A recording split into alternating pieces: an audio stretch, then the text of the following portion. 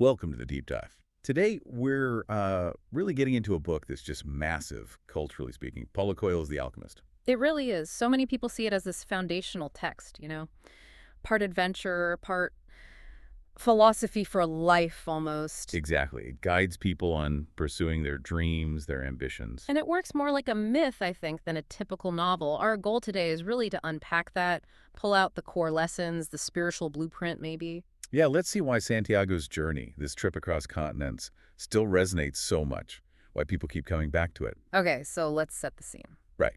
We start with Santiago. He's a young shepherd in Andalusia, Spain.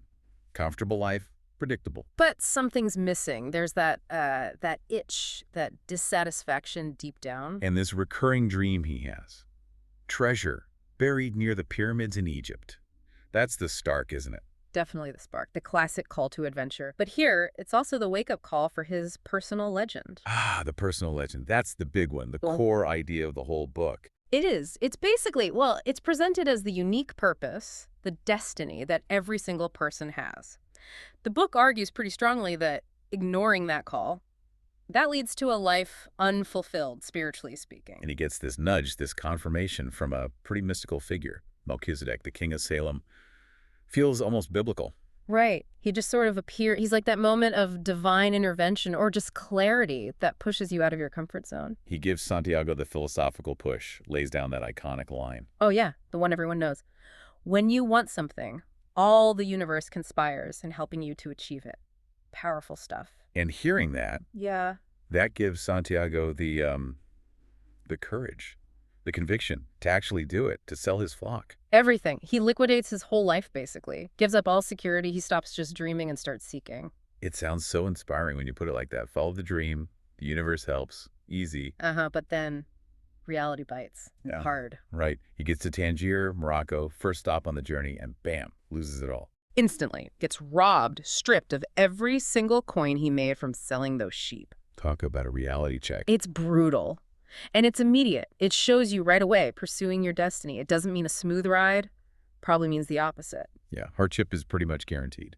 So this massive setback forces him into just survival mode, working for a local crystal merchant. A crystal merchant. Wow. Wow. What a character. Such a brilliant allegory. He really is, isn't he?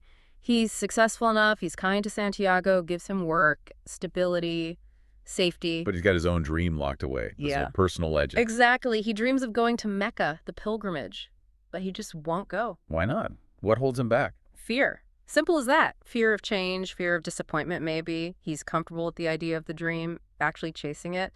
That's terrifying to him. It's almost more tragic watching him than Santiago, who at least, tried and failed initially. I agree. The merchant represents that choice. Stay safe in mediocrity or risk everything for the unknown. His fear is just so palpable, he prefers the routine. And Santiago sees this. He lives it, working there. And he realizes that's the real failure. Not being robbed, but choosing security over purpose, like the merchant. So he leaves. He recommits. Pyramids or bust, basically. Okay, so he's back on track, joins a caravan heading across the desert towards Egypt. And the desert itself, it becomes almost a character. Oh, absolutely. The desert is purification. It's a crucible, It demands patience, endurance. It strips away all the noise, the material stuff. This part of the journey is less about people, more about learning to read the world differently. Exactly. When human language fails, you have to rely on something else. Signs, intuition. And speaking of different approaches, he meets the Englishman in the caravan. Talk about a contrast. Huge contrast. The Englishman is pure intellect. He's obsessed with books, with ancient texts, especially the Emerald Tablet. He thinks alchemy, all the secrets are written down somewhere. Which makes sense, right? We're told to study, to research. Why is his approach shown as, lacking? Because it's all theory, no practice. He misses the intuition, the lived experience. Santiago, meanwhile, he's learning by watching the desert, listening, seeing the signs. He doesn't have the books. So it's intellect versus intuition. Kind of. Or maybe that you need both. The Englishman shows that just reading isn't enough. Santiago shows that pure experience needs some framework eventually. But yeah, the story definitely favors Santiago's intuitive path here. You have to live it, not just read about it. Okay, so the caravan gets held up at this oasis, Al Fayoum, because of tribal wars. And it's here Santiago meets Fatima. Yes, and this brings up that classic question, love versus purpose. Can you have both? Does love distract from the big quest? A lot of self-help might say yes, it's a distraction. But the alchemist says a firm no. Fatima is portrayed as pure, unconditional love. And crucially, her love liberates him. How so? She understands his personal legend. She knows if he stays for her, abandoning his dream, he'll end up resenting her and the choice. So genuine love in this story empowers destiny. It doesn't obstruct it. That's a really important distinction. It is. And while he's at the oasis, waiting, he starts really tuning in, mastering this universal language the book talks about. He sees omens, right? Signs in nature. And he has that vision. Yeah, he foresees an attack on the oasis, which is supposed to be neutral ground. And acting on that vision, that's a huge turning point. Massive. He's not just observing anymore, he's communicating with the soul of the world, this sort of metaphysical fabric connecting everything. His intuition, tested by the desert, becomes this reliable, powerful tool. He saves the oasis. Earns him respect, but also gets him noticed by someone important. Exactly. This act brings him to his ultimate mentor, the alchemist. Finally, the title character. Right. And the alchemist embodies wisdom, self-mastery. He steps in to guide Santiago through the final, most challenging phase, and he clarifies what alchemy really is. It's not just about turning lead into gold, is it? Not primarily, that's the literal part, but the real alchemy, the symbolic meaning, is internal transformation. Transforming what? Transforming the lead of your own ignorance, your fear, your attachments, into the gold of enlightenment, self-realization, your highest potential. The physical gold is just proof you've mastered the inner work first. Self-mastery. Okay. And the alchemist doesn't just lecture, he pushes Santiago, puts him through intense trials, capture, near-death experiences. And through all that, what are the core lessons Santiago learns from him? There seem to be a few key ones. Yeah, 3 big ones stand out. First, listen to your heart. The alchemist insists on this. Even though the heart is emotional, maybe fearful, it knows your true desire. You have to learn its language. Okay, listen to your heart. What's second? Fear of failure. It's the biggest obstacle, period. The alchemist pushes Santiago to act despite fear, reminding him that hesitation can kill the dream. The universe conspires for those who move. Don't let fear paralyze you. Got it. And the third? Mastery of self comes before mastery of the world. The alchemist gives him tools for inner change, not a map to the treasure. Because once Santiago masters himself, the outer world, including finding the treasure, will follow. Inner work first, outer results second. Makes sense. So Santiago endures all this. He faces down death itself, practically. And finally, he reaches the pyramids. The goal. He starts gigging right where the dream showed him. Years of journeying, all leading to this spot. And he finds nothing. Absolutely nothing. Oh, man.